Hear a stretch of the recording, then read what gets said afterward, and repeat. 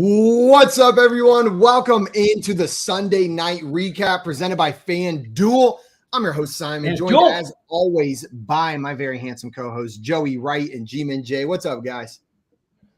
What a day of football. My goodness. It's just been one of those days you just sit down and like, man, I love watching football. There were, even without that game, the Bills-Vikings game, there were some other awesome games today that were keeping me wildly entertained. But absolutely. Whew. Joe, you enjoying your day of football? It started off with a Bucks win over there in Germany. Yeah. So listen, I've gotten a Bucks win. I hit my first 5-leg parlay today, which I've never done that before. So I turned $2 into $41. So big money Joey over here. Yeah, McDonald's for everybody tomorrow. I'm telling you what. No. But it's been a great day of football too. Holy cow. I'm just sitting here in my bedroom watching a ton of football. Yeah, I thought for sure you were going to say just sitting here in my underpants watching a ton of football. And I was like, me too, man. All day. All day I've wanted to take a shower, but so much wonderful football action has been going on. I'm going to do it after the show. It's a pro move. When the second half of those 1 p.m. games hit every Sunday, I get my laptop and I've got a nice stand that goes on the outside of my glass-walled shower. And I set my laptop up full screen, volume on full blast, and I take a shower for like 30 minutes while watching football in the shower. It's the best part of every week.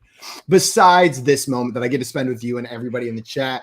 We got some people in the chat. Dave in here saying, hello, friends. What's up, Toronto? Dave, welcome in. And Dame with the hi, boys. And Dave going, did Simon get a haircut? I did not. I just put it in a gross little ponytail. Dave, I said the exact same thing when I came into the StreamYard. I was like, did you get a haircut? I said the same thing as well. No, I'm just hiding all of it. I'm trying out the ponytail look. You know what I mean? I think it changes who I am as a person. Honestly, I think if you grew out like the whole beard, you could have a John Lennon look going a little bit. Do you think, Joey? What do you think? Little John Lennon and Simon? Yeah. Here's the problem. No. I can't grow facial hair. And Dave in here with the big dub for Joey. Big dub for Joey, indeed. Guys, I don't know what I did, but yeah. The 5-leg parlay. Oh, yeah. Parlay. Hey. Guys, if you have not joined us here before, we are here to break down today's main slate of games from a fantasy football perspective. Before we get into doing that, though, a couple reminders. First and foremost, if you are watching this show, that means you are on the FanDuel YouTube, Facebook, or Twitch channel. If you're on Facebook, go ahead and hit that like button. And if you're on YouTube, like the video as well. The easiest way to show your support for what we're doing over here. And then check out FanDuel across all their other platforms. You can find them on TikTok, Instagram, Twitter, at FanDuel, everywhere. They have a whole team of killer content creators helping you guys win some money and win your leagues. First up, guys, before we start talking the games that have already happened, we got one more game today that has not yet happened. The Los Angeles Chargers, San Francisco 49ers game taking place on Sunday Night Football tonight. The Chargers going to San Francisco for this one. The over-under for this game is set at 45.5 points, with the San Francisco 49ers being favored by 7.5. Wow. So more than a touchdown favorite at home. Joey, that was my reaction as well. Though I guess maybe I'm still holding on to what I thought the Chargers were going to be, not what they have. Yeah, sometimes, getting out of your fantasy headspace and being like, oh, yeah, they actually play a real game of football. It's sometimes tough, because the Chargers coming into the season, they had so many fantasy pieces that people were absolutely loving. But they just haven't shown up other than Austin Eckler this year. So been injured too, Yep, injuries. Part of showing up is being healthy, right? And if you're not healthy, you can't get out there on the field for fantasy. There are some stories from this game I wanted to talk to you guys about. First, the running back that was maybe my most drafted running back this year besides Josh Jacobs, Elijah Mitchell, got injured early in the season. There was hope. You were holding on. He's going to come back. He's going to get this job back. And then the 49ers go out there and sign the best running back in the NFL, and Christian McCaffrey. Trade for. Trade for. Same thing. Christian McCaffrey ended up on the 49ers, but thanks for the semantic correction, Jay. I appreciate it. What I wanted to ask you guys, though, is Elijah Mitchell is coming back, but of course CMC is the lead back in this offense. Can you start Elijah Mitchell at all? Should he even be rostered at this point? Rostered, yes. Started, no. We've seen, CMC hasn't been the picture of health over the past couple of years. Now, I know, some of the injuries have been freak injuries and got shut down last year because the Panthers are really bad. But Elijah Mitchell has shown in this system he can produce RB1 numbers. So absolutely, if he's available in your league, you pick him up, you stash him on your bench. But you can't, especially, they're getting Deebo Samuel back. They've got Brandon Ayuk, who's turned it on lately. I mean, he would be like the seventh or eighth option on this team. There's no realm of possibility of starting Elijah Mitchell right now unless something happens to CMC. Watch now, Elijah Mitchell, 4 carries, 2 touchdowns, gets all the goal line work, and then we're going to sit here with egg on our face. Joey, Jay mentioned that Deebo Samuel's coming back this week. So 2 weeks ago, he did not play with a hamstring injury. Last week, they were on bye. He's back in the lineup this week. Are you starting Deebo Samuel with full confidence? Oh, absolutely. I'm the guy that's like, oh, coming back from an injury. Let's pump the brakes. Let's wait and see. But with Deebo, I have full confidence. Let's roll him out there. Yeah, I'm with you. If you've got Deebo, you're playing Deebo. He's the man in that offense. Him and CMC are going to be the focal points going forward, I believe. On the other side of the ball for the Chargers, their duo of star wide receivers, Keenan Allen and Mike Williams, out again. Neither one of them will be playing. Sleeper dropping that brutal update midweek. I believe Dame was the one that came in and told us about it, said Keenan Allen out again, or what was the words that it used? It was something like yet again, Keenan Allen misses practices or something like that. Like Sleeper just kind of rubbing salt in the wound with that one. But with Keenan Allen and Michael Williams out, Josh Palmer is in line to be the top target on this team again. Joey, how high are your expectations for Josh Palmer in this game going up against this 49ers defense? So I had Joshua Palmer as like a borderline wide receiver 2. So he's a wide receiver 3 for me, but I had him as a wide receiver 2. Looking at the landscape of how the receivers have performed today, it's going to be tough for him to get into that wide receiver 2 category because there's been a lot of great performances today. But I expect something. I think the last time I predicted Joshua Palmer, I said 5 receptions for 50 yards and a touchdown, and that's exactly what he had, and I just wanted to say that. But no, tonight I would expect maybe a little bit less, so maybe like 5 for 40 and no touchdown. 5 for 40. Yeah. Yeah. I mean, that's a reasonable line to set for a guy stepping into this role, right? Jay, are there any other pass catchers in this offense with Mike Williams and Keenan Allen out that you're elevating? Yeah, I think DeAndre Carter is a flexible player. Everything can't go to Joshua Palmer. And, as we've seen all year, Gerald Everett has really played well when especially Keenan Allen has been out. But I think if you're have the bye week blues, you need somebody to plug in. I think you can go with DeAndre Carter. Absolutely. Before we move on from this game, real quick, score predictions. Joey, who's winning this game? What's the score? San Francisco 24, Los Angeles Chargers 18. We'll give them a weird number. 18. 24-18 with a weird number.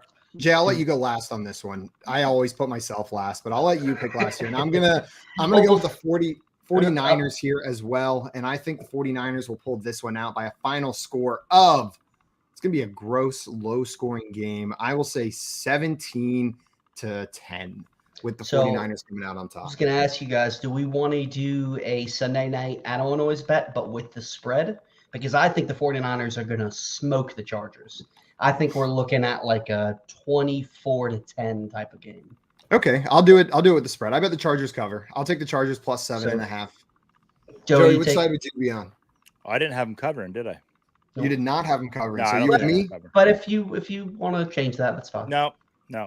And speaking of bets, I think we're going to have somebody pay off here in a second. Yeah, I owe Joey a Deonta Foreman bet from the Thursday afternoon show. The FanDuel show on Thursday, yeah. Hey, we will get to that bet during today's show, Jay. Make sure you're not getting out of that one. No, I would never dream of it.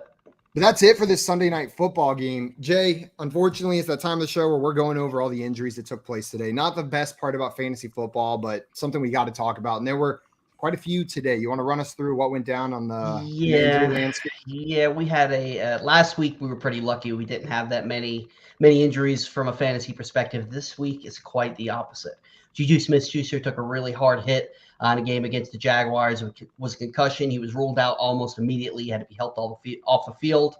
Who knows when he's going to be back? It did not look good. So just keep an eye out. Keep an eye out for that. Zach Ertz left the game early with a knee injury. At the time that I wrote this, he was not back. I don't know if he came back from the game past that, but it didn't look like it was anything too overly serious. Jerry Jeudy was carted off the field in his game against the Tennessee Titans. Now, rumor has it that they think they dodged a bullet. Nathaniel Hackett said after the game that they still have to do some further testing, but it looks like it was more of a heel injury versus the dreaded ACL. So further testing, just keep an eye out for that tomorrow. We'll see what type of time he's going to miss, if any at all. Cooper Kupp, as we were sitting here getting ready for the show, Simon was telling me, and I went and looked at the replay, went down did not look good, grabbing the back of his leg. So, man, the Rams just cannot catch a break this year. Well, hopefully it's nothing serious for Cooper Kupp, but we're waiting on word for that. Leonard Fournette left the game early with a hip injury in Germany, and Rachaad White came in and looked really, really good. So they are going on bye this upcoming week. You should have plenty of time to heal. It didn't look like it was anything serious. And then Khalil Herbert also left the game. The Bears versus the Lions a little early as well with a hip injury. It was very late in the game, so don't know if it was just what kind of seriousness it is and if he's going to miss any time. But it's something to keep an eye out on as well. Man, not fun. Hopefully all these players are getting better. There were some scary ones this week. That Juju one was pretty scary to watch. And then you guys see Justin Jefferson, just the absolute menace that he is after the touchdown, grab the back of his leg and pretend to get in. Like, it was the same one that Jamar Chase did. Like, he starts hopping and grabbing the back of his leg. I was like, dear God, Justin Jefferson, please. And then just walked it right off. Come on, J-Jets. We had some people in here ready for today's show as well. Dame, what's up, Dame? Glad to have you in here. Mr. Scamper saying hi, Mr. Scampers. And Albert with the hello, everyone. Hello, Albert. Hey, Glad to have you in here. And Cletus saying RIP my fantasy teams. Yeah, Jay was just commiserating the loss of his fantasy team. Multiple players now going down injured. Yeah, lost Breece Hall. Hopefully Cooper Kupp's not out long term. Had Mike Williams, not looking too good. Was doing very well, not so much anymore. As these 4 p.m. games are still underway, but we're going to go over what's been going on so far. First up, I wanted to talk about this Dallas Cowboys Green Bay Packers game. Yeah, so Dallas and Green Bay actually tied going into the half. And then Tony Pollard scored a go-ahead rushing touchdown midway through the third quarter. Since then, Aaron Rodgers went out of the game for a little bit, had an injury, but came right back in, so he's fine. 2 Christian Watson touchdowns in this game, including a beautiful 58-yard touchdown. Ooh, that was sexy. It was super sexy. Aaron Jones also had a 12-yard touchdown. And the score right now is, I'm looking at 28-21. On the Dallas side, Dak Prescott, 3 touchdowns and a pair of interceptions. CeeDee Lamb has arrived, 10 receptions, 135 yards, and 2 touchdowns at the last time I totaled, but it might even be more now. Has it gone up? I don't know. He's got 10 receptions, 135 yards, and 2 touchdowns. That's what I had last written down. Perfect. And Joey, you forgot to say it out loud, but I'm sure Allen Lazard was very productive in this game, right? Like if Christian Watson got 2 touchdowns, surely we saw a lot from Allen Lazard, right? Nope. Lazard is no longer the Lizard King. No. Dalton Schultz had a first half touchdown. And the only question I really have coming out of this game is, like, with Dak back, Schultz is healthy. Do we think that Schultz is out of that tight end glob now? 7 targets, 5 receptions, a touchdown. You're pretty happy with that, right? You're pretty happy with the volume, and in this offense, he's a threat to score every single week. So I think he's out of that glob. He's a must start. You know, he's not in the level of the Mark Andrews and the Travis Kelce's, obviously. Yeah, but he's out of the glob. Yeah. Tony Pollard's had a pretty good game with Zeke being out. Malik Davis. Tony Pollard should be the starting running back on this team, but Jerry Jones will not let that happen. But I agree with you. But yeah, so Tony Pollard, 18 carries, 88 yards, and a touchdown. Couple receptions for receiving yards. But yeah, so we'll see what happens with the rest of the game. Still at 28-21, but I believe Green Bay is down there close right now. They just switched over on the red zone. So yeah, they got the ball. A couple minutes left here in the fourth quarter. We'll see if Green Bay can pull it out. You mentioned they were tied at halftime, but it felt entirely different for both teams. Like, it felt like Green Bay was like, hell yeah, we're tied at halftime. And Dallas was like, what the hell happened? We are tied at halftime. Like, just like completely unaware. Ethan here want to know, can I ask you a fantasy question? Of course, Ethan. Absolutely. And everybody else watching, if you've got fantasy questions for us, throw them in the chat. Ethan John, love it. Ethan John wants to know, should I trade Tua and Leonard Fournette for Brandon Ayuk, Odell Beckham Jr., and Ramondre Stevenson? Joey, are you making this trade? Tua Tagovailoa and Leonard Fournette for Brandon Ayuk, Odell Beckham Jr., and Ramondre Stevenson. So without any context, just looking at the trade on the surface. Let's assume one quarterback, right? Yeah. Ethan, if you can, throw who your starting quarterback would be if you got rid of Tua, because that makes a big difference for me. It really does. I mean, do we know where Odell's going? I mean, I've heard Green Bay and I've heard Dallas. Heard Green Bay. I've heard rumors the Giants. He might return to the Giants, but even though he's clear to return, that doesn't mean he's going to be ready to play. He's going to sign with somebody. He's got to learn the playbook. He's got to get back up to speed. From everything that I've read here recently, it's going to be mid to late December before he's ready to make a fantasy impact. So I think the Odell hype needs to die down just a little bit. I think it's going to be hard for him to do what he did last year. He switched teams last year, but it wasn't due to injury. He was released. And was he released or was he traded? I don't quite remember. I think he was released, right? I don't remember. No, well, it doesn't matter. But it wasn't due. Well, no, but it wasn't due to injury. He just changed teams. There's a big difference of that, and then coming back from the devastating injury that he came back from in the Super Bowl. So yeah, I love Ramondre Stevenson. It's tough unless you've got one of these top 5 QBs at Justin Fields, Patrick Mahomes, Josh Allen. It'd be hard for me to trade Tua. Yeah, if you tell me you had Justin Fields, I would say go ahead and smash this trade because you're getting Ayuk and Ramondre, who I like rest of the season a lot. But I mean, if you've got Kirk Cousins behind Tua, I don't necessarily know if I'm making this trade. Daddy Kirk doing big things today, though, in that game. Had himself a pretty good game. I can't wait to see the video of them in there. But he's just going to be covered he's going to be head to toe in glitter or something. It's going to be unstoppable. I don't mind this trade, but it is going to come down to the backup quarterback for me. Ramondre Stevenson, Leonard Fournette comparable. Ramondre Stevenson's not injured right now, though. So that makes it maybe a little bit leaning that way for me. Brandon Ayuk is a very startable fantasy wide receiver, but you can't just go to Zach Wilson as your next quarterback if that's who was on the waiver wire. If it's a Geno Smith, if there's a Justin Fields, if there's a Trevor Lawrence, I'm comfortable doing this. Like that's a good enough quarterback for me to make this move, but there's got to be someone relevant in there. Mm-hmm. Anything else on this game before we move on to the Arizona Cardinals, Los Angeles Rams game? That's about it. I had more receiving yards than Mercedes Lewis did today. There we go. And he said his QB's Jalen Hurts. Yep. I make that deal. Trade. 100%. Oh, that is. Yeah. You got Jalen Hurts as your quarterback? Make that trade right now. Love it. Beautiful, Ethan John. This next game, guys, we've got the Arizona Cardinals, Los Angeles Rams game. The Cardinals up 27-10 in this one. And honestly, that's a generous 10 points for the Los Angeles Rams based on what we saw from this team. We already mentioned the Cooper Kupp injury, but before he was injured, he still was not doing much in this game.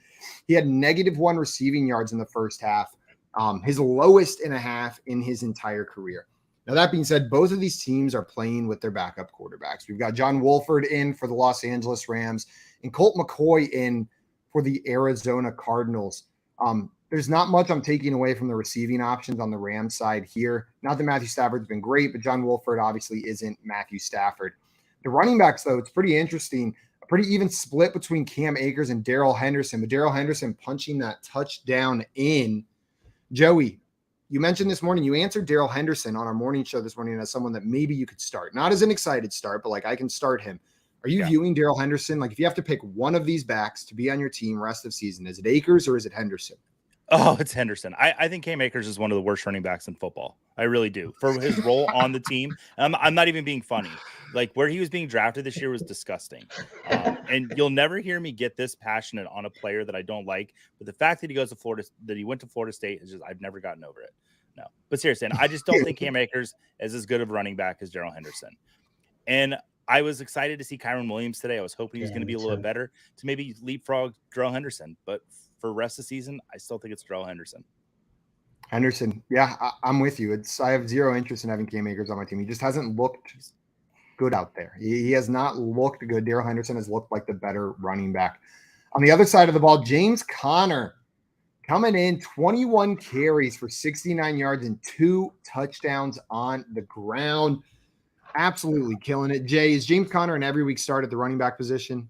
100%. Absolutely. I think he's finally getting healthy. He's the goal line back. This team has really needed somebody like him. Benjamin did okay, but this offense has kind of been up and down. It looked really with Colt McCoy, especially that first drive, it looked a little more cohesive than it has. I'm not trying to say that Colt McCoy is a better quarterback than Kyler because that's obviously not true, but I think a little more balance will do this team some good. They're going to be getting Marquise Brown back hopefully sometime soon. Healthy James Conner, healthy Kyler Murray. This offense could really turn it around here. And as they showed, they've had a good game against one time was considered a really tough defense in the Los Angeles Rams. I don't know what's happened this year, but I think James Conner is a high-end RB2 who can definitely put up some RB1 weeks. Yeah. Albert in here with the update. Christian Watson with another touchdown. 3 touchdowns for Christian Watson today. And how many people started him?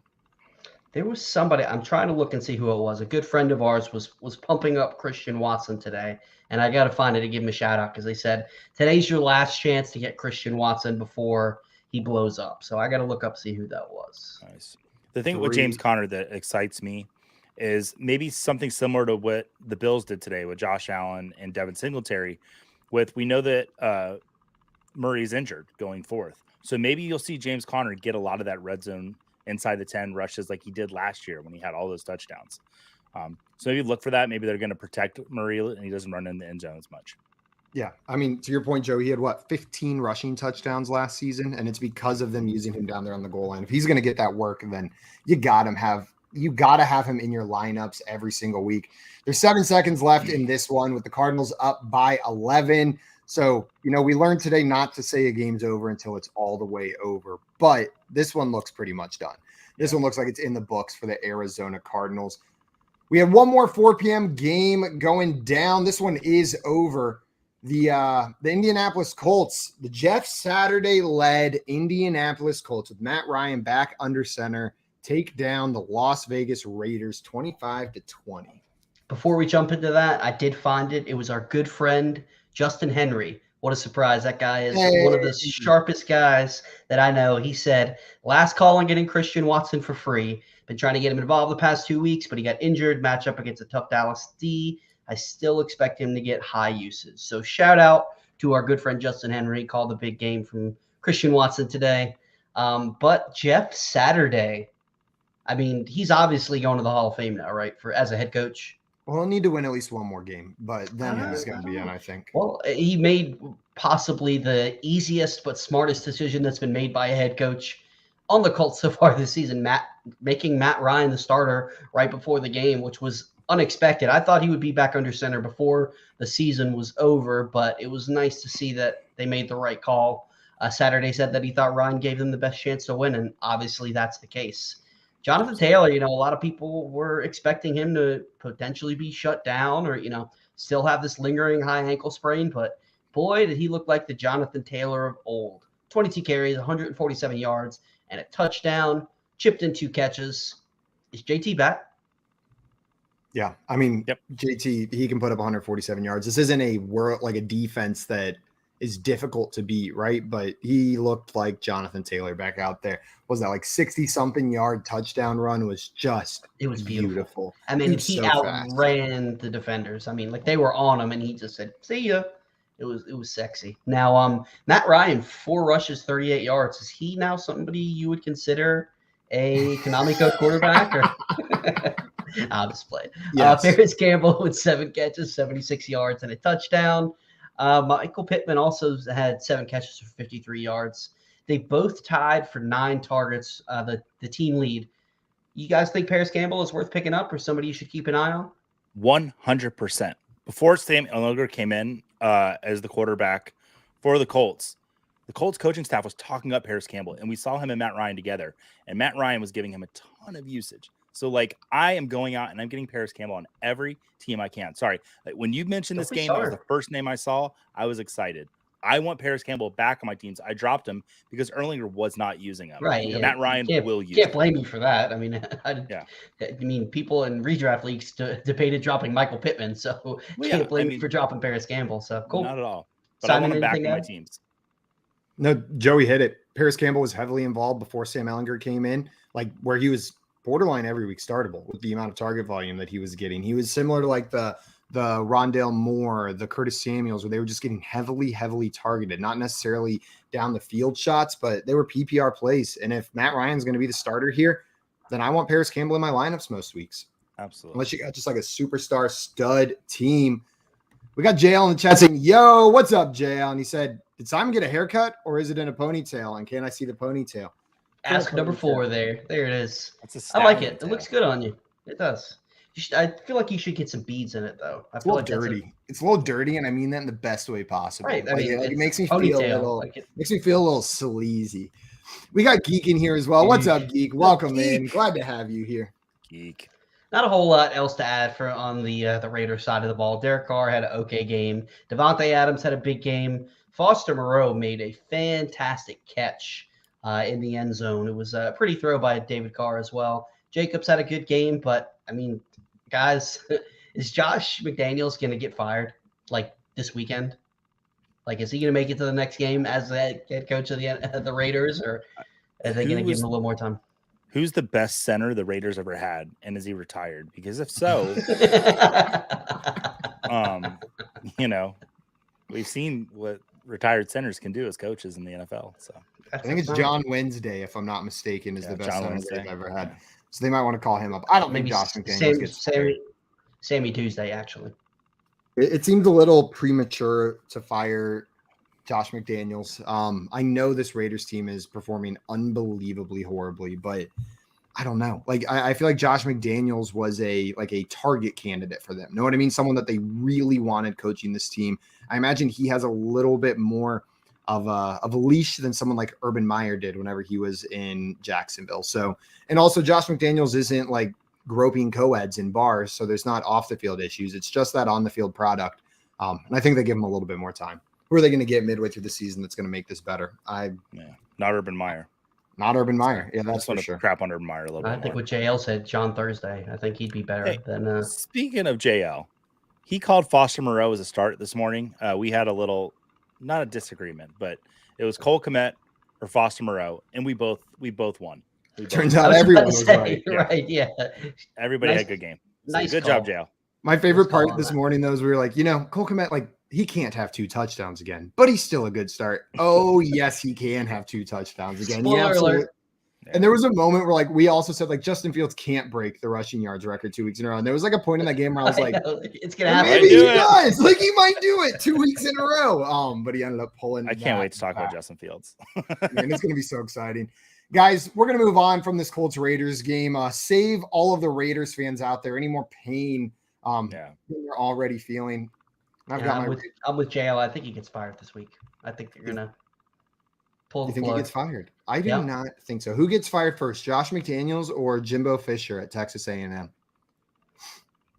I don't know anything about college football, so probably Jimbo Fisher just due to the FSU connection. Absolutely. I'm with you, Joey. I hated him at FSU, and now that he's at Texas, I have just had so much fun watching Jimbo Fisher just fail at every step of the way at Texas A&M. I'm sorry to any A&M fans. That when Jimbo Fisher left Florida State, he threw his Christmas tree out, and it was like before Christmas. He threw it out to the end of the street. Like, everybody knew, it was like, oh, he's gone. He threw his Christmas tree out. That's pretty funny. That was a good day. And it's never been the same for him since. That's what you get for throwing out your Christmas tree early. Yeah. You got to travel with that thing. Guys, our next game we're going to talk about is this 9:30 a.m. game that we had in Germany. The first game ever. First NFL game played in Germany. And the Bucs pulled this one out for you, Joey. Yeah, they did. I was up for it, too. Buccaneers avoid a Seahawks comeback in Munich, Germany to win their second straight game, 21-16. I didn't even need me in attendance this week to get it done. Buccaneers scored 2 second-quarter touchdowns to take a 14-0 lead going into the half. Seattle had a good drive midway through the third quarter. Ended a costly strip sack, which the Buccaneers then drove down the field to take a 21-3 lead. And that was all the Buccaneers needed to win the game. Although Geno Smith did throw 2 touchdowns to Tyler Lockett and Marquise Goodwin to try to make a comeback, but the Buccaneers still won, so yay, go Bucks. Buccaneers, yeah. Tom Brady, 22 for 29, 275 passing yards and 2 touchdowns and 1 interception. This was Brady's first multiple passing touchdown performance in the last 6 games. Is he back? I don't know, but hopefully he is back soon. Leonard Fournette. He's still in Germany. Carries. He is still in Germany. You know, it's funny, real quick. I was at the Bucs game last week, and there were 2 guys that booked their trip to Tampa 2 years ago to see the Buccaneers play, and they were from Munich, Germany. And they were there last week, and they had no idea the Bucs were going to be in Munich this week. Yeah, because they just announced it last year, right? So they traveled all this way to see their lifelong dream to see the Buccaneers play. And did they go? Did they go today too, or did they? They were staying because they booked a 2-week trip. They were sitting right in front of us at the game, so they booked a 2-week trip so that they would get a home game. And we felt so bad for them, but they are in pretty good spirits. So. It wasn't just so they get a home game. Whenever Europeans plan a vacation, they do a full vacation. Yeah. It's 2 weeks minimum. Anytime we had family come visit or friends from the Netherlands, they were here 2 weeks. That was a short trip. So they were going to get a home game in there. Absolutely. Let's see. Leonard Fournette, 14 carries for 57 yards and a touchdown before leaving in the fourth quarter with a hit pointer. But they got the bye coming up next week. So I'm not sure if Leonard Fournette healing up will save him from what happened else in the game with the running game. Rashad White, 22 carries for 105 yards. And most important stat for Rashad White today was the start. He got the start over Leonard Fournette. So if Leonard Fournette does miss any time with today's injury, do you still see Rashad White as the lead back for the Buccaneers? Or is this more of a timeshare going forth the rest of the season, guys? I think regardless, I think Rashad White has carved his role out. I mean, they showed that they were willing to give him the start. He looked good. I mean, he had a Derrick Henry-esque stiff arm and just threw the Seahawks defender. It was absolutely phenomenal. He looked explosive on the field. Tom Brady was looking to him when he would get in trouble. I think Rashad White is definitely somebody you can, from here on out, is going to be flex worthy. And if Leonard Fournette misses any time, I think he slides in right away as a rock solid RB2. And, he didn't throw a really ugly interception like Leonard Fournette did today as well. So you have to count that for something. Yeah. Jay, I fully agree with you. If Leonard Fournette misses time, Rashad White's a must start. If Leonard Fournette doesn't miss time, if he's playing, he's still a can start. He's a guy that you can still plug into that lineup. But Joey, I do think it's more of a timeshare between these two guys whenever they're both healthy. They've got 2 great backs and a team that has had struggles offensively. There's no reason why they shouldn't use both of these guys, keep them healthy down the stretch. And they're still competitive in this division. Know what I mean? They've had a disappointing season, but they're in the lead in this division. They should win it, and they should be looking at a playoff run. It doesn't matter if they had a disappointing first half. So they're going to keep these backs healthy. They're not going to just run one of them into the ground. They talked Odell could go to Tampa as well. I've heard that rumor. So, Yeah, that's what they need, more receivers. Yeah. We're going to talk about who everyone thought was washed up receiver in a second here. Surprisingly, no one. Chris Godwin and Mike Evans led the way in the receiving game for the Buccaneers. Chris Godwin, 6 receptions, 71 yards, and a touchdown. Mike Evans, 5 receptions for 54 yards. But the Buccaneer I want to talk about is future Hall of Famer Julio Jones. 3 receptions, 53 yards, and a touchdown. So this is Julio Jones' second touchdown game of the season, and he's seeing about 4 targets a week as part of this offense. Do you have any interest in rostering Julio Jones rest of the season? Julio Jones is the epitome of the bye week fill-in wide receiver for me right now. Okay. He's not going to be the first or second option on this team, but we know how talented he is. Hopefully this Bucs offense gets it going. And with 4 or 5 targets, you're just crossing your fingers and hoping that Julio touchdown Jones makes an appearance for you.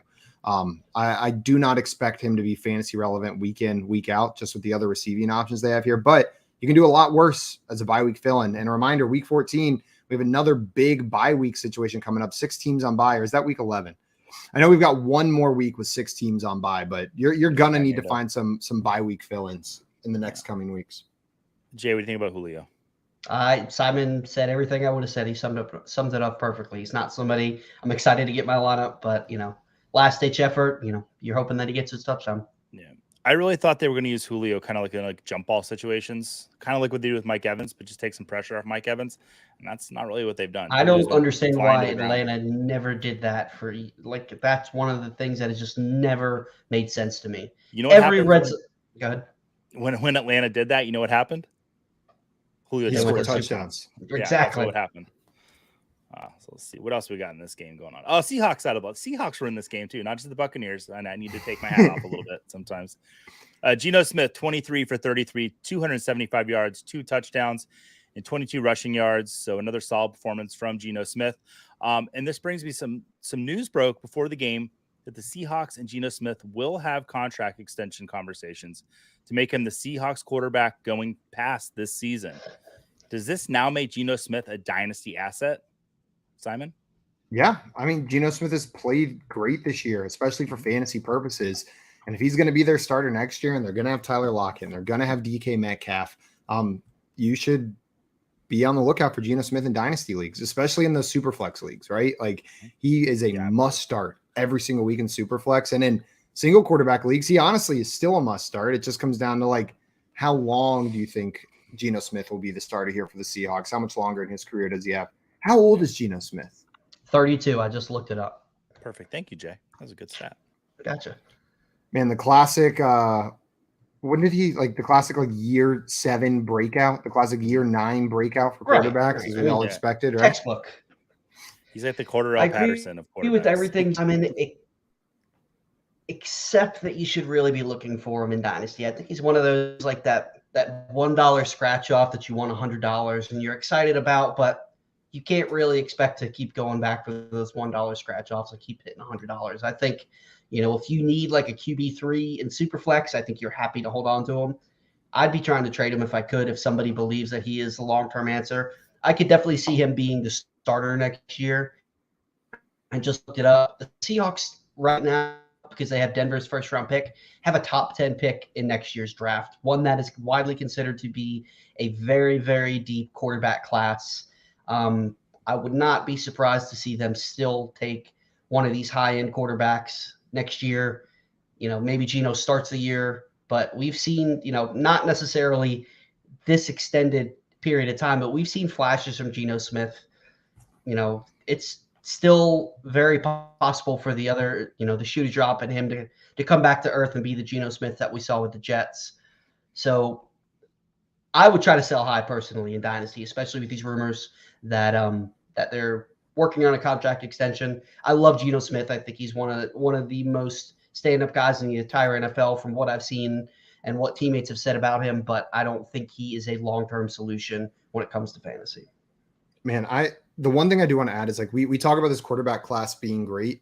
Well, it's great because there's 2 guys named CJ Stroud and Bryce Young who are pretty much going to be the number 1 and number 2 picks in this year's upcoming NFL draft. So in order for teams to like be considered in that sweepstakes, like I understand top 10 pick, they're gonna have to move that plus their other first round pick plus future firsts to move into one of those top 2 spots, because it's going to be highly competitive to try to get one of these guys. And if there's teams like the Lions and another quarterback needy team at those first 2 spots, you may be unable to pry those picks away from them, regardless of what you're willing to offer.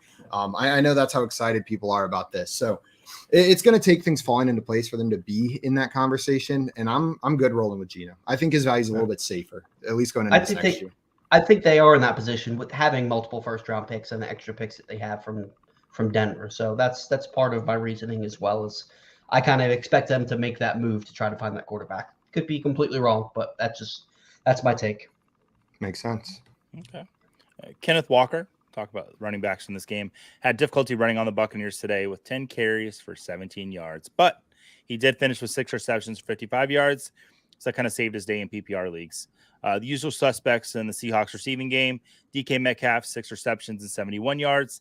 Tyler Lockett with 3 receptions and 42 yards, and a late enough touchdown to where I didn't get too upset on the show this morning about it. So that's all I got from this game. Good Buccaneers win.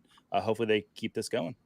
Yeehaw! Good Bucks win. It's more fun when the Bucks are good. Yeah. Grim fan here. What's up, Grim? Grim was debating all week on what to do in their Survivor League. Somehow still alive going into week 10.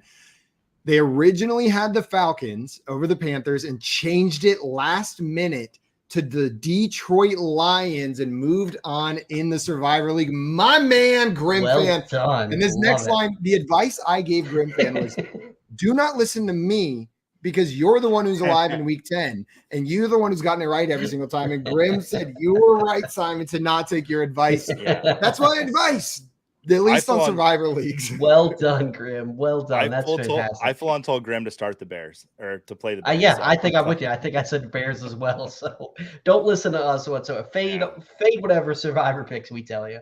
Survivor Leagues this year have been absolutely brutal. We also got DJ Near saying, what's up? Thank you. Vikings, Jets, 1 game out of first. That is wild that the Jets are 1 game out of first in that division. Guys, we're going to move on to our next game here, a shootout between the Detroit Lions and the Chicago Bears. But like Grim said, the Detroit Lions pulled this one out, 31-30. Yeah, you know what? You got to be happy for a guy like Dan Campbell to pull out a win like this as much as he cares. You know, he's been a darling all over the internet ever since Hard Knocks. But Jared Goff, the Lions pull out a win despite of his mediocre day, 236 passing yards, 1 touchdown. Honestly, he's nothing more than a matchup-based super flex play or a bye-week replacement. He's not somebody you're looking to get in your lineups every single week. Jamal Williams continues to play well with the volume that he's seeing. 16 carries, 59 yards, and a touchdown. DeAndre Swift only saw 6 carries for 6 yards. He did chip in a catch for an additional 6 yards. Since returning from injury, DeAndre Swift has yet to see more than 6 carries, and he scored single digits in fantasy points 2 out of the 3 games. It's obvious that they're trying to ease him back into action, but DeAndre Swift really possesses upside very few backs do in fantasy. Joey, we'll start with you. Is DeAndre Swift a buy, a sell, or a hold? I think you have to hold him because if you sell him, you're not going to get anywhere near what he's worth. I'm holding him. I have him on. Would you say no? Are you willing to try to trade for him? Yeah, I would go out and buy him, but I'm not sure what I would want to get. Like maybe Leonard Fournette. If I could send Leonard Fournette. That's the name that popped into my head as well as Leonard Fournette. But no, I mean, in my main league, I've got DeAndre Swift, and I started him this week, and I think I got 9.2 points out of him in a PPR league. And I'm like, okay, I'll live with that. I got a touchdown. And luckily I had other players. I had Justin Fields that showed up, so that made up for that. But, you know, I think better days are ahead for Swift. I'm holding him for now, but I'm not going to try to sell him if I can. They've got no incentive to rush him back, right? This is a bad Lions team with no playoff aspirations, sitting there at 3-6 after this victory. Why risk DeAndre Swift getting injured if he's not fully healthy? That being said, you start DeAndre Swift. Unless you have 2 other good options, maybe he moves down in your pecking order. He's a back end RB2 now until we see it back on the field. But that being said, back end RB2s start on most fantasy football lineups, so you're probably still just plugging them in and holding your nose and hoping for that touchdown. Would you be looking to trade for him or trade him away? I'm not looking to trade for him. I think if I have him, I'm holding him. I'm not trading him away at this value unless someone's willing to pay more than what he's been doing since he's been back from this injury. He's probably a hold and play. Yeah, that's fair. Absolutely. Amon-Ra St. Brown bounced back with a big game. 10 catches for 119 yards on 11 targets. No other Lions player saw more than 3 targets. He's the only trustworthy receiver on this team. Locked in as a high-end wide receiver 2 the rest of the season. Borderline wide receiver 1, in my opinion. On the Bears side of the ball, Justin Fields didn't throw for a ton of yards, but he did throw for 2 touchdowns, and he did his damage on the ground once again. 13 carries, 147 yard, 2 rushing touchdowns for 4 total touchdowns. He is on absolute fire and is locked and loaded as a must-start regardless of format. Any disagreement there? No. I think I've told you guys about the preposterous league my girlfriend's in before. She is in a league that gives half a point per rushing yard, and touchdowns are still only worth 6. So that means that 12 rushing yards is worth the same as a touchdown. She drafted 2 quarterbacks in that league, Lamar Jackson and Justin Fields. And she has just been on a freaking tear. No one can touch her team when her quarterbacks are running for 147 yards. Like absurd. Absolutely absurd. No, it's one quarterback. Okay, but still, so you got to pick each week. But right. yeah, I think you're doing A-okay if you're having to pick from Justin Fields and Lamar Jackson right now. Yeah, you're pretty happy. 147 yards. Isn't that the same amount of rushing yards Jonathan Taylor had today? Jonathan Taylor Fields. And then you throw in a couple hundred passing yards on top of that as well. Just it's a fantasy cheat code. 167 passing yards. I'm very excited to have Justin Fields. I want to put a caveat in there. I have been championing Justin Fields for weeks now, but starting in week 13, he has a matchup against the Packers, who are giving up the second least amount of fantasy points to quarterbacks before today's game. Then he's got his bye. Then he faces the Eagles, and then he faces the Bills. I would be scared of having Justin Fields in the playoffs. So if you have Justin Fields, go out and in the next couple weeks, get a good backup quarterback, because in week 17, he's got the Lions again. And we saw what happened today. So it's a little scary, like if you got Fields, because you want to ride it and you want to see him do great. And he will the next couple weeks. I'm just afraid once week 13 hits that he might end up losing some people some championships. Would you consider looking to trade him? Like, let's say if you have, a solid, you probably, it's possible to have like a Josh Allen or a Patrick Mahomes or something like that. But like, one of those lesser guys, like what about if you have Joe Burrow and Justin Fields? Would you be willing? Go ahead. I'm just looking, like Burrow's a name I would look at. I'm looking at the schedules right now. And you should you should look this far ahead. A lot can happen, but Tua's schedule in the playoffs is worse than Fields is. So it would be hard for me to find someone to trade for Fields because he's doing so good right now. And the next couple weeks, he will be great still. So it's so tricky. Yeah. Well, Khalil Herbert outcarried David Montgomery 10 rushes to 9 and outproduced him 57 yards to 37 yards. Over the last 3 games, Herbert has only had 5 less carries, but he's outrushed him 179 yards to 126, and he scored the only touchdown between the two. Now, I know Khalil Herbert did leave the game early with an injury. Hopefully it's nothing too serious. If he is healthy and returns next week, which running back do you want from the Bears, Khalil Herbert or David Montgomery? David Montgomery. I know Khalil Herbert's still getting the work, but Joey and JL mentioned it earlier today. David Montgomery, Joey, you said this is the last year of his contract, right? And then he's a unrestricted free agent. He's an unrestricted free agent after this season. So I believe you're about to say that they're going to just ride him till the wheels fall off. Absolutely. And I feel like that's what's going to happen.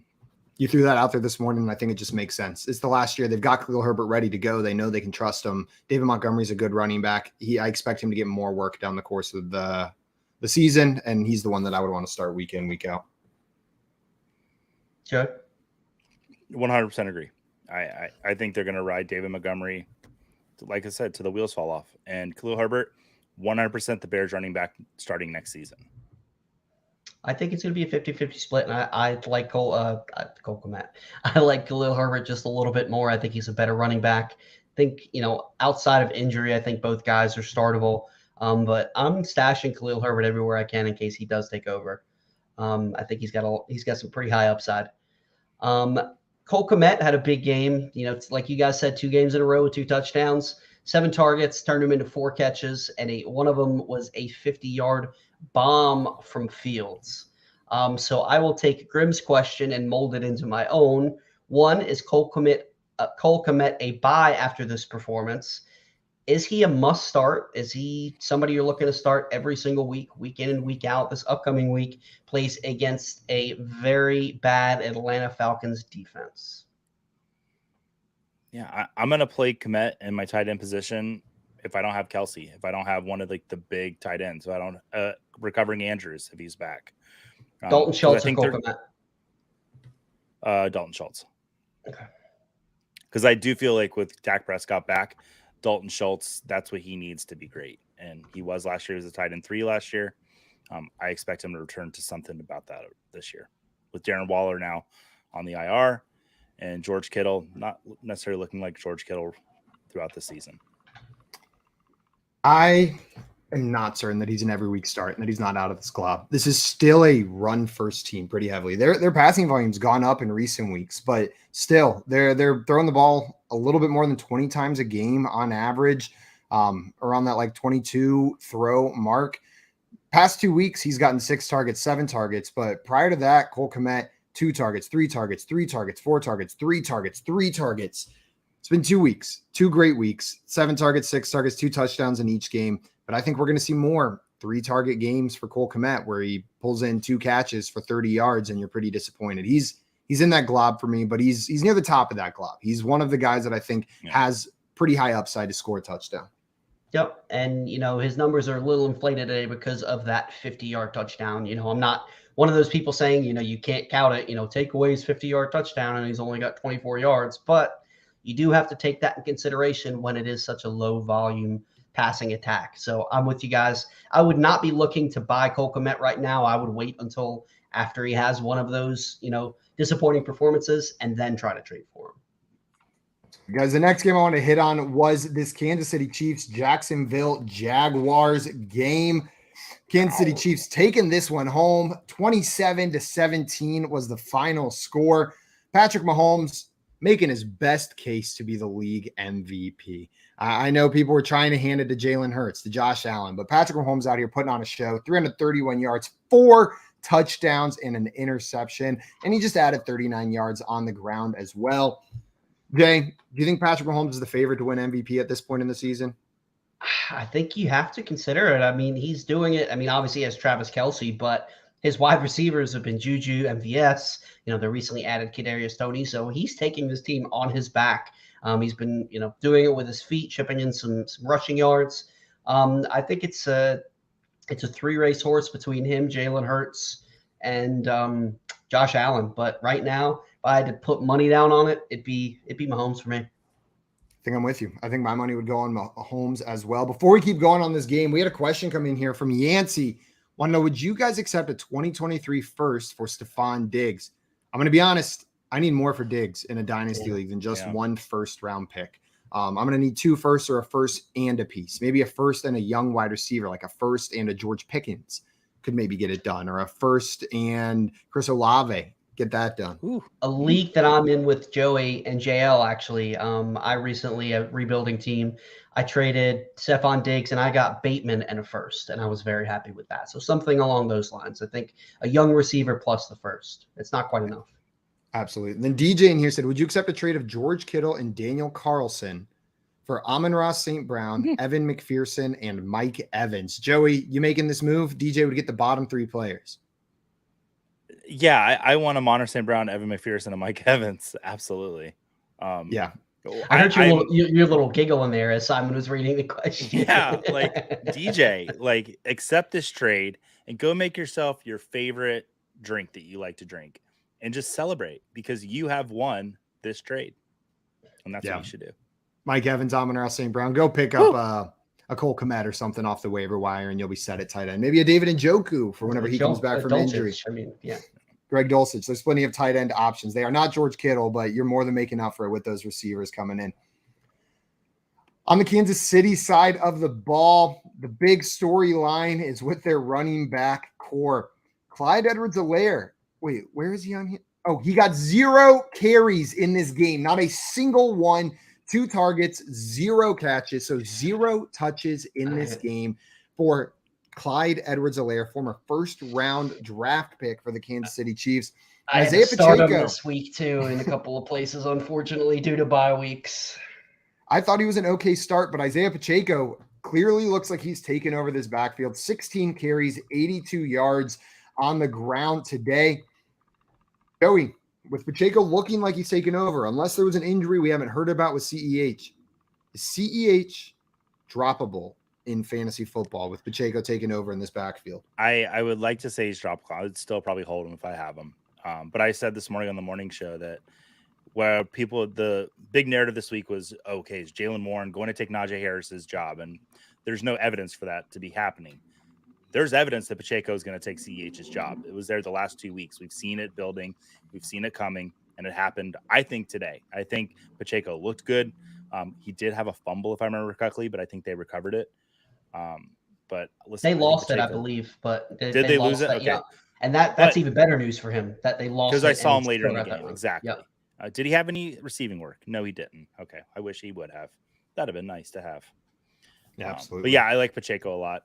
So. I think he's in every week start at this point. Jay, is Pacheco going in your lineups week in, week out? Yeah, I think right now you have to. Nothing to really get too excited about from the Kansas City. They've not been able to rush the ball that much this season, but if Pacheco is the guy who's going to continue to get these carries, you've got to start him. Back end RB2, and give me the guy who's getting the carries in the Kansas City offense all day, every day. DJ coming in with the update, beating the sports scores bot in here with Green Bay 31-28, pulling that victory out. Aaron Any day Rodgers the Dallas Cowboys lose, it's a good day. I don't think you're allowed to flex at the camera until you're over 500, Aaron Rodgers. Let's calm it down a little bit.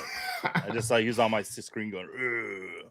Yeah, a week after you threw like an absolute temper tantrum on the field, you like stomped your feet and hung up the phone like you were a little kid.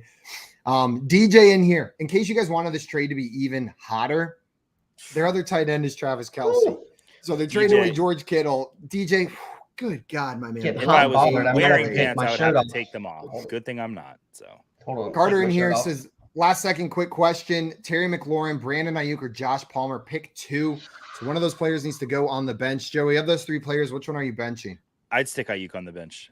We had this question a lot this morning. These 3 players were mentioned a lot, and Ayuk could be going on my bench. I understand wanting to play him against the Chargers, but McLaurin's got really good rapport with Heineke, and Joshua Palmer looks like he's the wide receiver 1 tonight. Ayuk hitting the bench for me as well. What about you, Jay? Yep, clean sweep. Clean sweep. Kadarius Toney for the Kansas City Chiefs got his first NFL touchdown over here, or at least with the Chiefs. 5 targets. He never had one for the Giants. Killed it. 4 receptions, 57 yards, and a touchdown. Kadarius Toney was relatively involved in this offense, and he looked good out there. Joey, do you think you can start Kadarius Toney? Absolutely. It's very sad what happened with Juju Smith-Schuster. I think if Juju's out, that just opens the door for more work for Toney. I thought this was going to be more of a Marquez Valdez-Scantling game, and it turned into kind of more of a Toney game where he was more involved. So I'm looking to go grab Toney off the waiver wire. I think he's out there, and I looked, it was like he's 62% of leagues. Yeah, he's available in a lot, especially after his disappointing debut last week. Man, Paris Campbell, Kadarius Toney, Isaiah Pacheco, waiver wire is going to be fun this week. Waiver wire is going to be hot. Guys, on the other side of the just real quick, I wanted to add, Simon, McCole Hardman didn't play as well, so that's something else you have to take into consideration. While I agree with Joey, it's just Juju comes back, McCole Hardman comes back, it could be a different story. Absolutely. On the other side of the ball, Trevor Lawrence chucking the ball 40 times in this game, went 29 for 40 for 259 yards and 2 touchdowns. Both of those touchdowns going to a Mr. Christian Kirk. That makes 2 weeks in a row that Christian Kirk has absolutely killed it. Top 5 PPR wide receiver last week. And I have to assume, is he still a top 5 PPR wide receiver this week? Because scoring has been nuts. I'll check it out. I imagine it's probably 2 top 5 weeks in a row. Joey, are you expecting more of this from Christian Kirk down the stretch of the season? Because it was rather disappointing the 4 or 5 games before these past 2. Yeah, I go ahead. Wide receiver 3. Wide receiver 3 on the week. Awesome. Yeah, if the matchup's there for Christian Kirk, I like it, and that's kind of a cheat to say that. But we knew that the combined point total coming into this game was going to be high. We knew Kansas City was going to play, and Jacksonville had to show up. And so, like we said this morning, we think Christian Kirk's the start.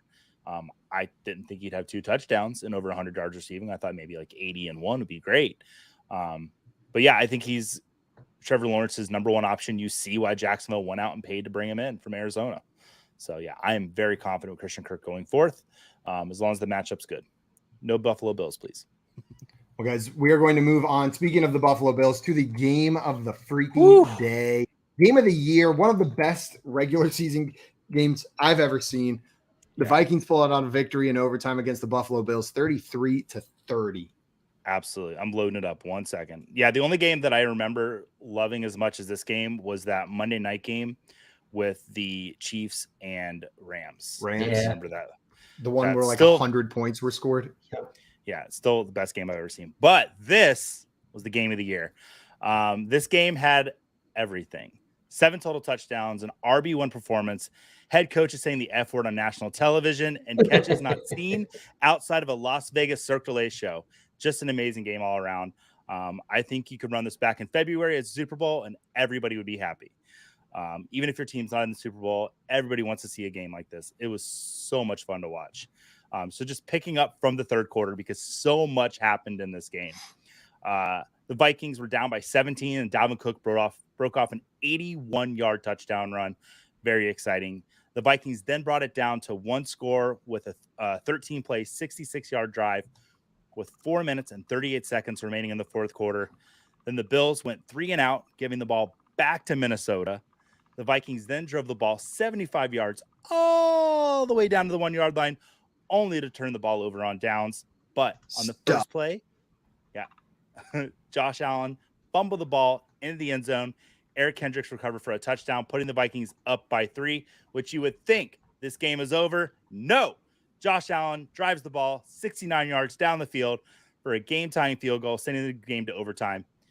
But in overtime, the Vikings score a field goal thanks to some solid running from Dalvin Cook. And sadly, once the Bills got the ball, a costly Josh Allen red zone interception ended up costing the Bills the game. Who needs a cigarette? I know I do. All right. God, that game, Joey. And while you were going through there, there was just like a million little things that happened throughout this game as well. That when we're talking big picture, we have to skip over. On that drive to kick the game-winning field goal, Gabe Davis dropped that pass, and they just kept on playing, on playing, and they kicked the field goal to tie it, send it to overtime. And I don't know if you heard Scott Hansen whenever he was going over the game at the end. He was basically doing his best snip, snap lines from The Office, but it was with the Vikings win percentages. He was like, Vikings, 7% win percentage. Now it's 2. Now it's 78. Now it's 1.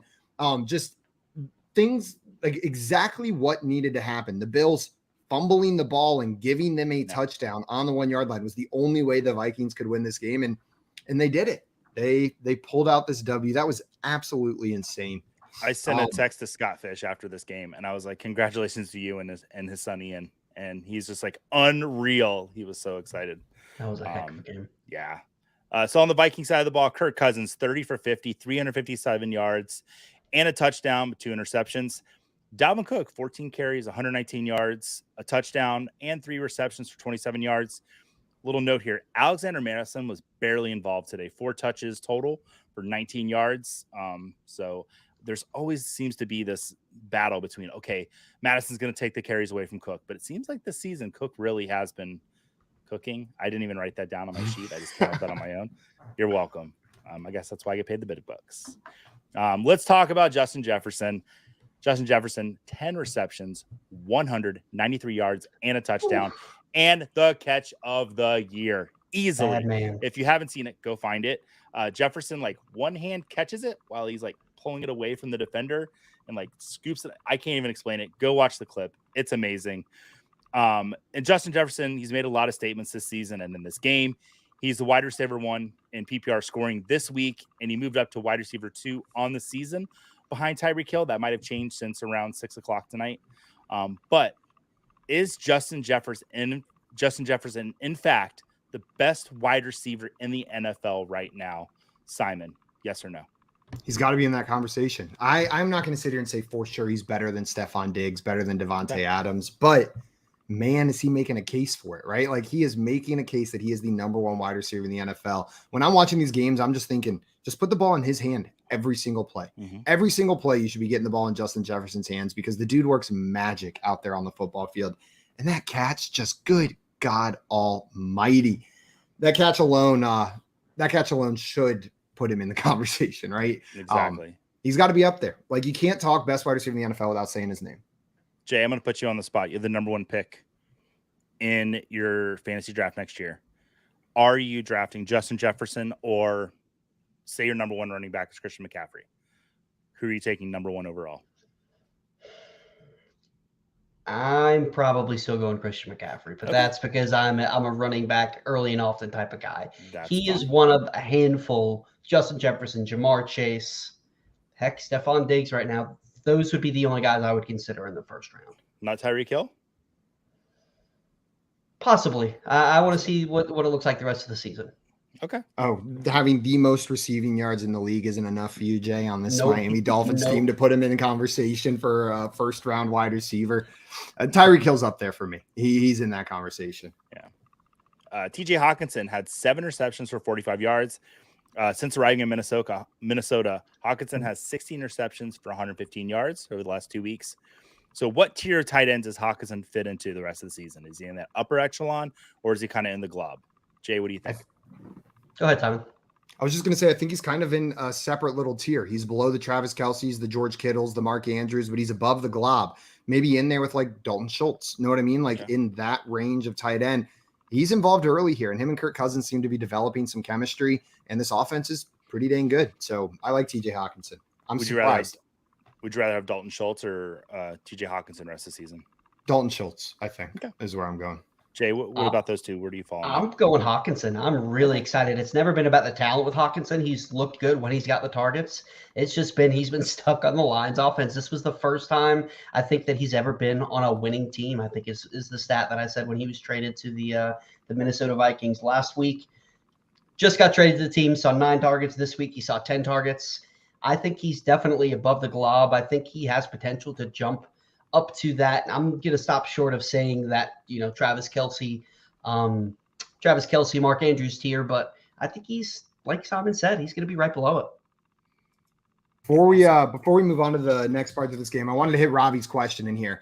Robbie said, I'm 2-9 and I can't afford Cooper Kupp being out. So I traded him and Saquon for Tua Tagovailoa, T. Higgins, Dalvin Cook, and Jonathan Taylor. How do you guys feel about this move? So you traded away Saquon and Cooper Kupp, which is a lot to give up. But Joey, how do you feel about the return that they got for those two players? I'll say to you what my wife said to me on my wedding night. What a package. No, she did not say that at all. You got – honestly, you guys were talking about MVPs earlier, and you didn't mention Tua's name. I think if Tua keeps playing the rest of the season the way he is and the Dolphins keep winning, I think Tua's in that conversation. If I had some money, I might head over to the FanDuel Sportsbook, throw it down on Tua to win the MVPs. I wonder what those odds are. They haven't lost a game that he's played the entire game from start to finish, 7-0. Tua has looked great, and he's not throwing interceptions. It's great. I love seeing what Tua's doing this year. But listen, you got T. Higgins, one of the best wide receivers of football, and you got Dalvin Cook and Jonathan Taylor. I think Dalvin Cook and Jonathan Taylor is a great trade-off for letting Saquon go. Absolutely. And then, you are taking the downgrade from Cooper Kupp, but I hate to say this, if Cooper Kupp's injured and he's out, you really won this trade by default. Yeah, I mean, if you're 2-9, you can't afford to lose next week. And Cooper Kupp doesn't look like he's going to play at least next week. So I'm all about it, Robbie. Great moves. That is a scary trade to make, but I think it was the right move. Nice job. 100%. Great trade. Good job. Joey, what else we got in this game? Have we talked about the Bills yet? Let's talk about the Bills. I don't think so. I don't think we talked about the Bills. I think we should. They're pretty good. Josh Allen, 29 for 43, 357 passing yards, and 1 touchdown, 2 interceptions. He also had 6 carries for 84 yards, destroying what I said that he was not going to run the ball, because there was a whole thing this morning. Is Josh Allen going to play? He's not on the field for warm-ups. Case Keenum's out there. I was going crazy this morning. It turned out, Josh Allen's going to play, and boy, did he play. Going into the game, he had the most rushing yards Devin Singletary going into the game had the most rushing yards without a rushing touchdown. So he put that to bed because Devin Singletary had 13 carries for 47 yards and 2 touchdowns. The majority of Singletary's work came in the first half, but he still outcarried James Cook 13-5. Is Singletary the back to have in this backfield, Jay? Yeah, I definitely think so. And it's partially due to a stat that you brought up. He is the guy that has the second most carries inside the 5 for this team. And we saw that today. Bravo to you, because you called this. You said that if Josh Allen does play, they're going to use Singletary more in the red zone, and he could potentially see some more touchdowns. So while you're not excited about 3.6 yards per carry, you got to love the usage in the red zone, get the 2 touchdowns. I think this is pretty much what you're going to see from Devin Singletary, somewhere from 10 to 15 touches. Hopefully he can chip in a catch or 2, and you're really happy with your day if he gets a touchdown. Absolutely. Yeah. I mean, Singletary got both those touchdowns really early in this game. I know. They did nothing. I was like, oh my God, have I figured out? Am I actually good at doing this thing? No, I mean, it's no, you called it. Bravo to you. I give you credit. It just makes sense. Allen, I believe he might have re-aggravated the elbow, by the way, during the game. He's out there running, diving head first. Yeah, he's a wild man. He is. So Stephon Diggs, 12 receptions, 128 yards, looking like a beast out there. Good of football. Gabriel Davis, 6 receptions, 93 yards, and a touchdown. And I'm going to eat some crow. Earlier in the season, there seemed to be this battle for the wide receiver 2 position in this receiver group between Gabriel Davis and Isaiah McKenzie. I was so fully on the Isaiah McKenzie side. But it seems like this Davis really has won the wide receiver 2 position on this team. Do you guys agree with that? Yeah, I do think, like, as far as wide receiver 2 on this team goes, it is Gabriel Davis. That being said, I still don't think he's like it's not what was being hyped up as an every week wide receiver 2 at the beginning of this season. He is still going to be very hit or miss week in, week out. He needs that long touchdown usually to make it worthwhile. That being said, he got decent volume this week, but I'm just looking at his last couple weeks. So he's killed it this week, but last week, wide receiver 38 in standard scoring, and in half PPR, wide receiver 41. So not very good there. Wide receiver 61 the week before that. Like, you're going to get missed games from him, but you're going to get boom games from him too. So just, if you can start him, but don't be mad if he gives you 5 fantasy points. Perfect. And McKenzie, 4 receptions for 37 yards. So much happened in this game. I think Scott Hansen said, NFL Network's going to be replaying this game all week long. If you didn't get a chance to see this game, even though you know the outcome, go back and watch it. It was so much fun to watch. It was absurd. Grim fan, before we move on from this game, wanted to know, is Shakir or McKenzie worth stashing? Joey, would you be stashing either of those players? Yeah, I'm not going to come off McKenzie that much. Like, I think Gabriel Davis is the wide receiver 2 in this offense, but I still want Isaiah McKenzie, especially on my dynasty teams, because I do think there's still a lot of value there. Absolutely, guys. We're going to move on to our next game. The next game we got here is that Pittsburgh Steelers New Orleans Saints game. The Steelers coming out on top 20-10 in this one. Yeah, and Andy Dalton turned back into the pumpkin. That is Andy Dalton. He's had a stretch where he's looked pretty good, but he had a pretty mediocre game. 174 yards and a touchdown, 2 interceptions. He has not thrown for multiple touchdowns since week 8, and he has not thrown for over 250 passing yards since week 7.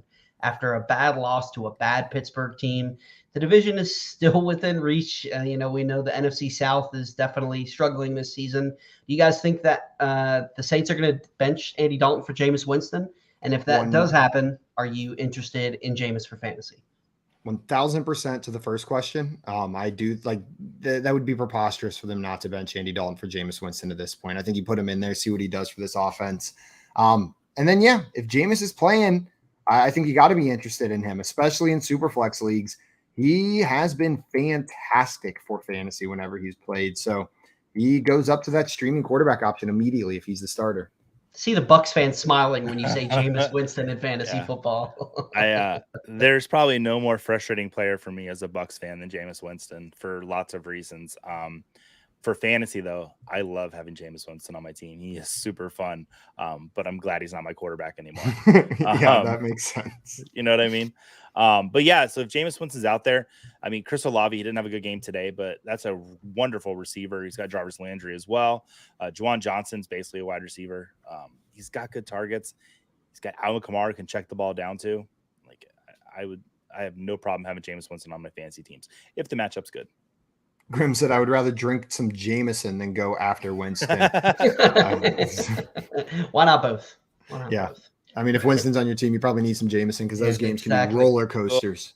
Alvin Kamara was disappointing again. Only 45 total yards, no touchdowns. It's his second game in a row with less than 10 points. Do you guys have any long-term concern for Alvin Kamara? No. Next year I do. For legal reasons. Oh, yeah. When he's not playing because of the suspension next year, then I'm concerned. But for this season, very good point to bring up. Go ahead, Simon. I'm just going to say for this season, you keep on starting them. And Jay, probably what you were about to say, they scheduled the court date. It's not going to happen this year now. There were wonders if maybe they would push it up. They were out of playoff contention, get the suspension served this year. Not going to happen. The suspension will likely be served next season, whatever it is. So this year, just keep on rolling out Alvin Kamara. I know it sucked the past 2 weeks, but he's Alvin freaking Kamara. Don't take him out of your fantasy lineups. Mm-hmm. Yep, could not agree more. And Joey, you alluded to it. Juwan Johnson led the way for this team with 7 targets, 5 catches, 44 yards, and a touchdown. He's been inconsistent. I think he's somebody that you can kind of throw in if the matchup is right, but not somebody I'm looking to get in my lineup every single week. Chris Olave had a bad game, but better days ahead.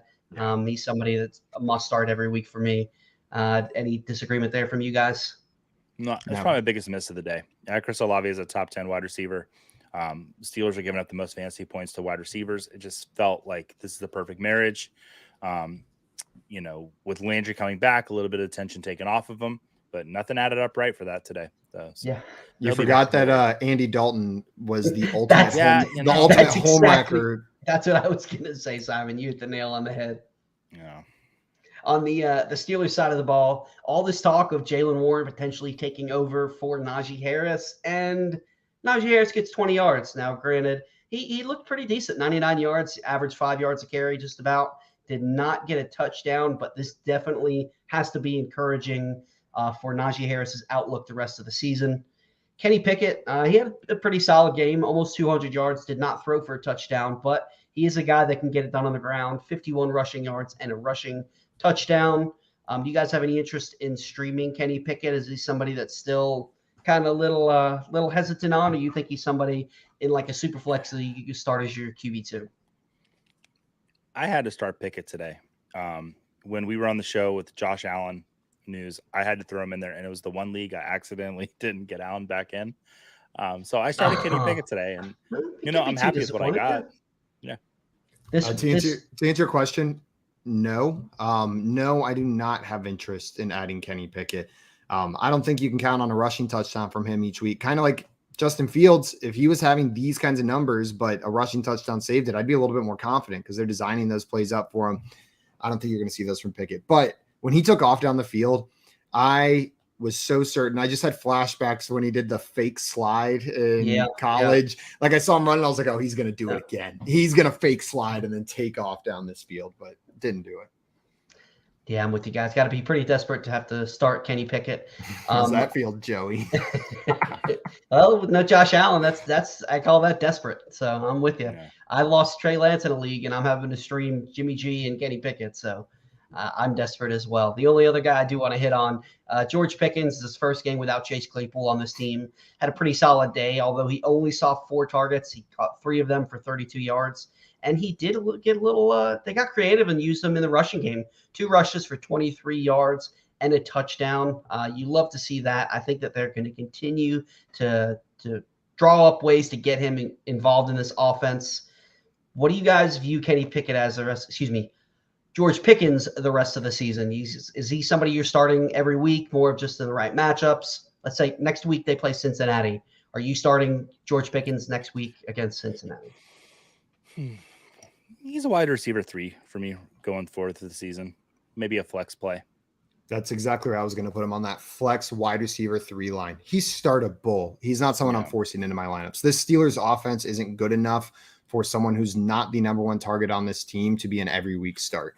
And I don't think he is that number 1 target on this team yet. The ball is going to continue to be spread around between Deontay Johnson, between Pat Freiermuth, between George Pickens. And we'll see him have his games, but it's still Kenny Pickett throwing him the ball. It's still this Steelers team with a bad offensive line. Upside's capped for this. There's one encouraging thing the stat sheet for the Steelers didn't show today, and that's Mason Rudolph was inactive. So I always like to see that.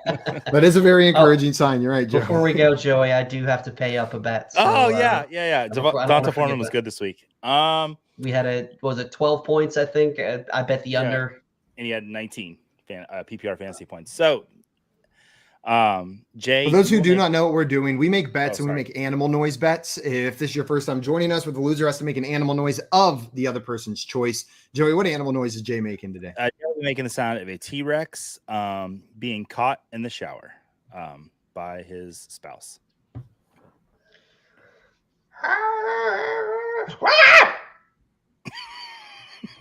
Captured perfectly. What a note to end on, guys. What a note to end on. Everyone who hung out with us today, thank you so much for taking the time on your Sunday evening to come hang out with us. We've got this Chargers 49ers game coming up any minute now. They are going to kick off. So we are going to go watch that. I know all of you are going to go watch that as well. A reminder before you go, if you enjoyed this, go ahead and hit that like button on this video. It's the easiest way to show your support for what we're doing over here. And then head on over to our YouTube channel at Front Yard Fantasy and hit that sub button over there. There's way more of our beautiful faces on that channel. That's going to be it for us this Sunday, guys. We are out of here. Go Vikings, go Bucks, and we will see you next week. Adios, everyone. Bye, everybody.